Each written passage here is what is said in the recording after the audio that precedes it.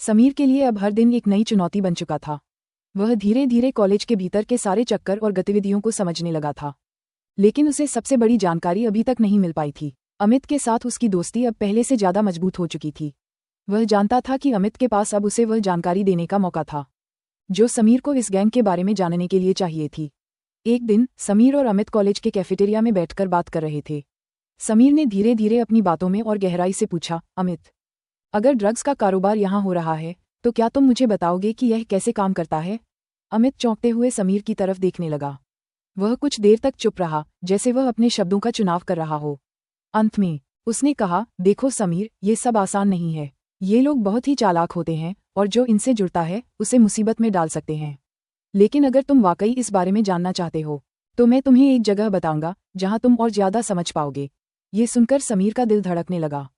उसे पता था कि यह वही मौका था जिसका वह इंतजार कर रहा था, लेकिन वह अभी भी इस मामले में पूरी तरह से सतर्क था। उसने अमित से पूछा, कहाँ? अमित ने धीरे से कान में कुछ कहा। कैंटीन के पास एक गाड़ी आती है। जो लोग ड्रग्स का कारोबार करते हैं वे वहीं मिलते हैं। तुम्हें सिर्फ ध्यान से देखना होगा। लेकिन समीर, ये सब खतरनाक हो सकता है और मैं नहीं चाहता कि तुम इसमें फंसे। समीर ने अमित के शब्दों को ध्यान से सुना और सोचा कि यह वही सुराग है जो उसे चाहिए था, लेकिन वह जानता था कि वह अभी पूरी तरह से तैयार नहीं था। उसे अब और भी ज्यादा सबूत जुटाने थे। समीर ने अगले कुछ दिन कॉलेज में और भी ज्यादा ध्यान से देखा। उसने पाया कि कुछ छात्र अक्सर एक गाड़ी के पास खड़े होते हैं और फिर कुछ समय बाद वो गाड़ी वहां से चली जाती। समीर ने तुरंत यह समझ लिया कि ये वही लोग हैं जो ड्रग्स का कारोबार करते हैं।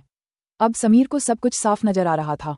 उसका मिशन अब पूरी तरह से ट्रैक पर था, लेकिन उसे ये भी पता था कि उसे अभी और सतर्क रहने की जरूरत थी।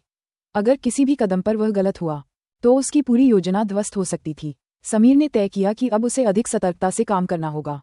वह अमित को अपनी योजनाओं के बारे में कुछ ज्यादा नहीं बताएगा, क्योंकि अब उसे डर था कि कोई भी खुलासा इस मिशन को खराब कर सकता है।